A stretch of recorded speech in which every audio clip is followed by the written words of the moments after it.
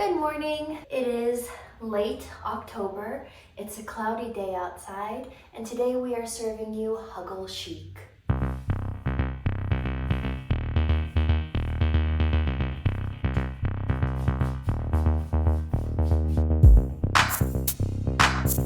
So over this past weekend, I attended Albuquerque's Fungi and Fermentation Festival.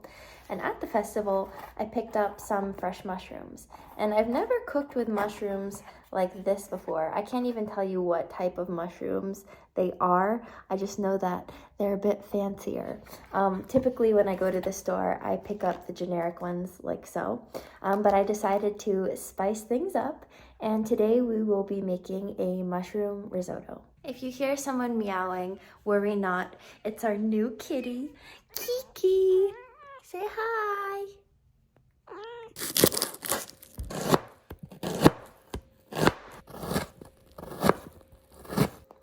Ever since I got LASIK eye surgery, my eyes have been so sensitive to onions. Do you think I look fancy chopping onions like this? Going to this festival was really eye-opening to me. Just kind of emphasizing how awesome it is to eat foods from the land that you live in. It helps deepen your connection to the place that you are living in. And then there's also like a sense of pride in being able to invest in the community that you're from. So having mushrooms that are grown in New Mexico from New Mexicans, it's an honor. I'm excited to be able to feed myself with this stuff. For a lot of people, I'm sure that eating locally sourced foods is second nature. And I think it's really interesting how in the society that I live in, at least, it's really not. Where I live, it's really common for me to be able to go to the grocery store and pick up fruits and vegetables and food and have no idea where it comes from or how it was grown. And I'm so fortunate. I have the world at my fingertips and I can have whatever fruit that I want any time of the year. And although that's really cool in some aspects, I don't necessarily know how sustainable that is. When you have to import food across the world just so that I can have mango any time of the year, but it's nice, it's a luxury, I get to enjoy it. It's just interesting to think about. So going to this festival kind of opened my eyes more to that way of thinking. And I do want to make it more a focus to consider the food that I'm eating and what I'm putting into my body and where it comes from and whose hands help create it and grow it. There's just like a sense of curiosity that I want to continue to feed. I'm also very aware that not all food can be grown in certain climates, but it's just interesting how disconnected I sometimes feel. Like I don't really know what is grown in New Mexico. And that's no one's fault but my own. I just haven't taken the time to learn about it.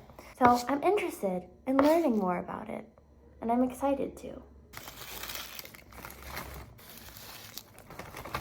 The recipe calls for 2 cloves of garlic.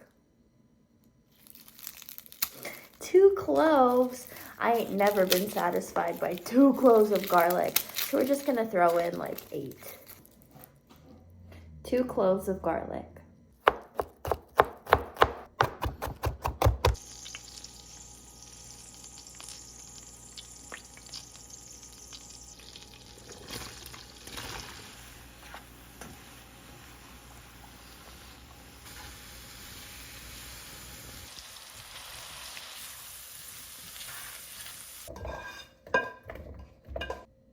It's time for a taste test.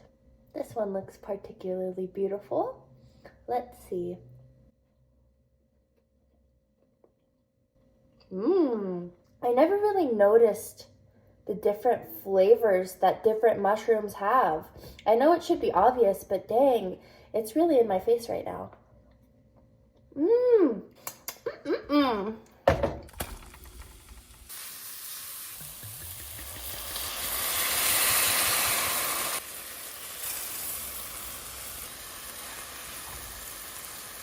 This recipe calls for chicken stock or vegetable stock, and today I have vegetable stock that I made myself, and I want to share with you how I do this from home because I think it's so exciting.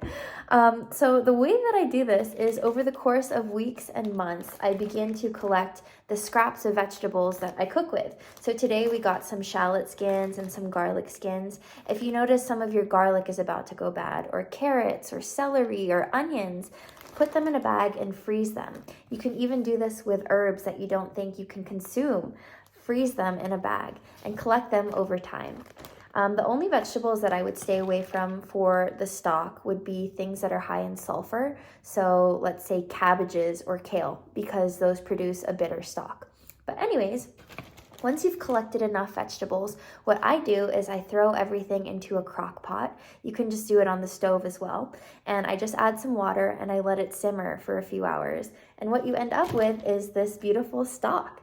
And I just think it's so cool because it's a way to repurpose things that would typically be thrown away. And it's delicious. Here's that homemade veggie stock coming in.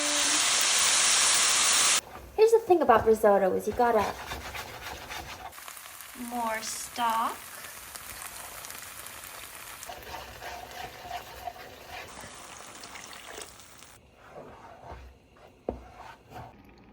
So the recipe says to add cream and cheese and stir vigorously.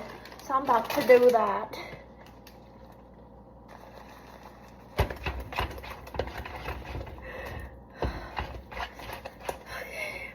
This recipe is so thick.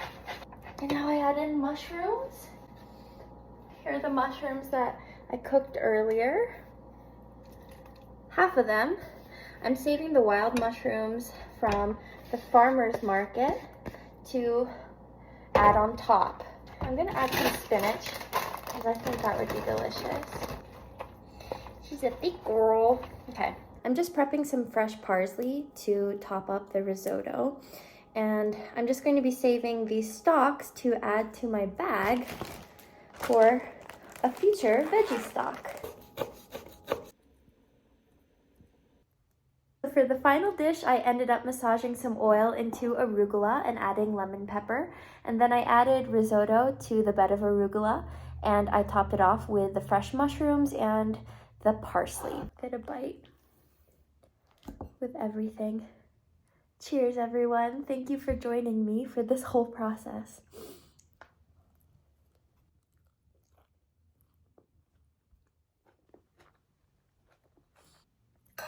Yum. I've noticed that I really find so much joy in being able to commune with others.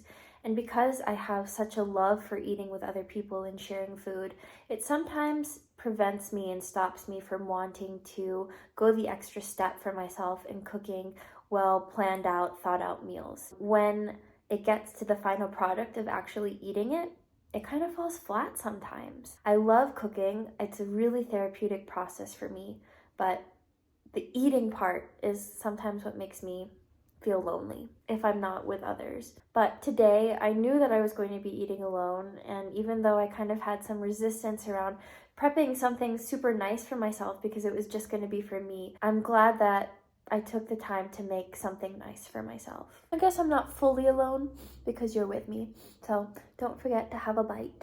Thanks for being here. Bye!